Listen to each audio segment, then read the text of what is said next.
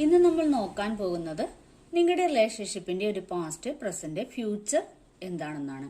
ഇത് നമ്മൾ 3 ഷോർട്സ് ആയിട്ടാണ് ചെയ്യുന്നത്. അപ്പോൾ പാസ്റ്റ് നിങ്ങൾക്ക് റെസനേറ്റ് ആവുകയാണെങ്കിൽ പ്രസന്റ് കാണുക. ഇതൊരു ജനറൽ റീഡിംഗ് ആണ്. അതുകൊണ്ട് തന്നെ ഇതിൽ വരുന്ന പോസിറ്റീവ് കാര്യങ്ങൾ നിങ്ങൾ ഉൾക്കൊള്ളുക, നെഗറ്റീവായ എല്ലാ കാര്യങ്ങളും വിട്ടുകളയുക.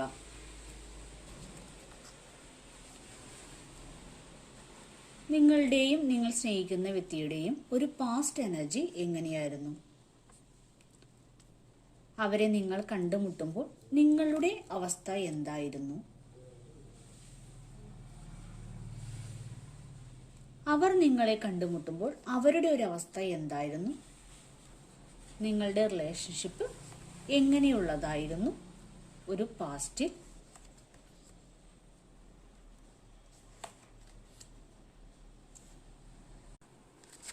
നിങ്ങൾ രണ്ടുപേരും കണ്ടുമുട്ടുമ്പോൾ നിങ്ങളുടെ ഒരു ഓവറോൾ എനർജി എന്ന് പറയുന്നത് ഒരു ഒറ്റപ്പെട്ട അവസ്ഥയിലായിരുന്നു.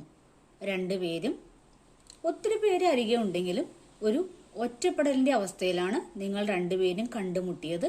കണ്ടുമുട്ടുമ്പോൾ നിങ്ങളുടെ എനർജി ഇങ്ങനെയുള്ളതായിരുന്നു എന്നാണ് കാണുന്നത്.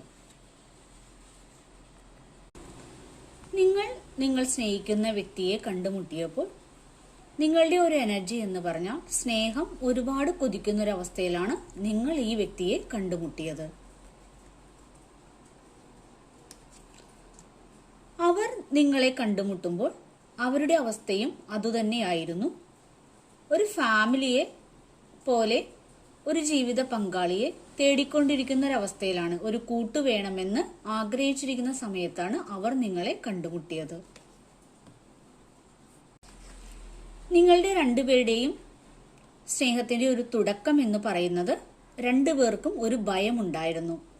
കാരണം പഴയ പല ഓർമ്മകളും നിങ്ങൾക്ക് ഉണ്ടായിരുന്നു. അതുകൊണ്ട് തന്നെ നിങ്ങൾ ഇതിനെ ഭയത്തോടു കൂടിയാണ് നോക്കിക്കണ്ടിരുന്നത്. അതിനുശേഷം നിങ്ങൾ പരസ്പരം പല കാര്യങ്ങളും ഷെയർ ചെയ്യാൻ തുടങ്ങിയതായിട്ടാണ് കാണുന്നത്. പല പല ഓർമ്മകൾ പങ്കുവയ്ക്കാൻ തുടങ്ങി.